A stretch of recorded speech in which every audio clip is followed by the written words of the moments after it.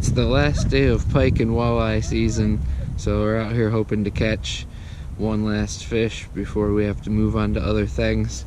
I've got a shiner under a bobber out, and I'm going to try tossing some spoons and suspending crankbaits. Hopefully we catch something good.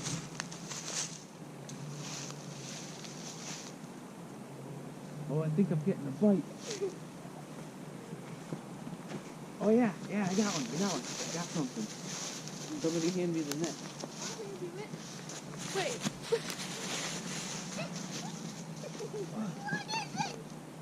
I don't know, I can't tell. It looks weird. Oh.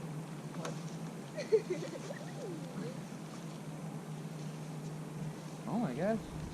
What the heck is that? It's the coronavirus!